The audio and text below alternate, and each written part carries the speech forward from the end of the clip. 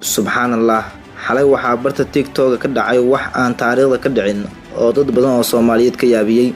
Waa muuqaal yaa badan kuwa abuuri doona ee higa tagin ila daaw ilaa dhamaadka. waxaad ogaan doontaa wax badan oo ka qarsoon. asxaabtaada u shargaree follow ilaagna waa inoo muhiim mahadsanid. anshaxumadii ugu weyneyd abid oo xilligan ka socota baraha bulshada ay isticmaalaan gaar ahaan tiktok taas oo dad badan ay qabaan in laga joojiyo isticmaalkeeda dadyoga Soomaaliyeed.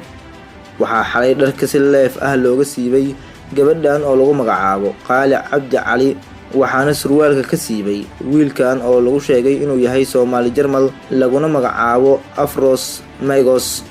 Qaali Cabdi Cali ayaa lagu amray markii ay ku guuldareysatay game ay wada ciyaarayeen wiilkan in ay surwaalka iska siibto weliba si leef ah, balse iyadoo faraxsan oo qosleysa ayay bixisay surwaalkii soona bandhigtay.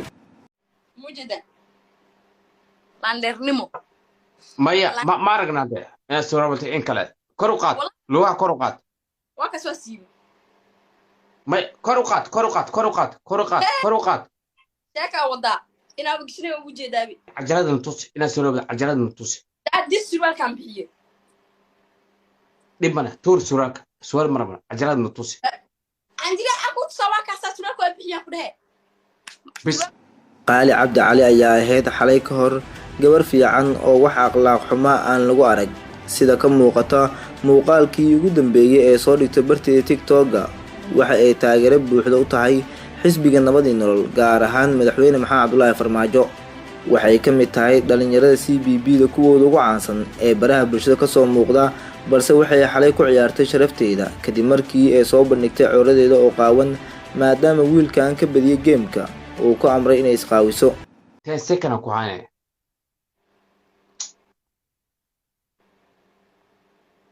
sideed sagaal toban okay marka naga xishoode hay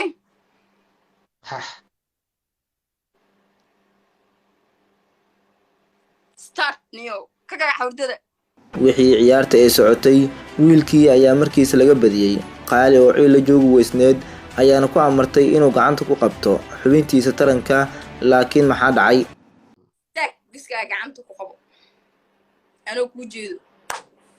okay waa sameera adigana waa sameera waa safareere wala adi horta hala gaare adi igu qabo gacanta ani ma ku dhihin safaray moogta laakiin aan gus gacanta ku qaban ku mar labaad ayay ka badisay wiilkii, waxayna kalkeeda ku amartay inuu siibo surwaalka uuna gashto dharka dumarka ee xirtaan.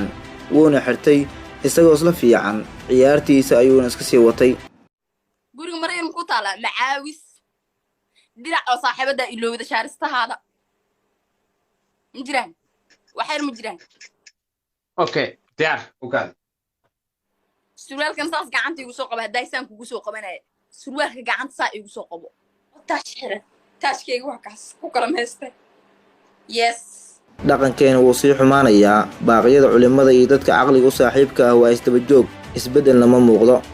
sidee u aragtaa arrintan adiga? fadlan nagu soo biir oo page ka follow garee haddii aad horey noola joogtana muuqaalka asxaabta u shargaree mahadsanid.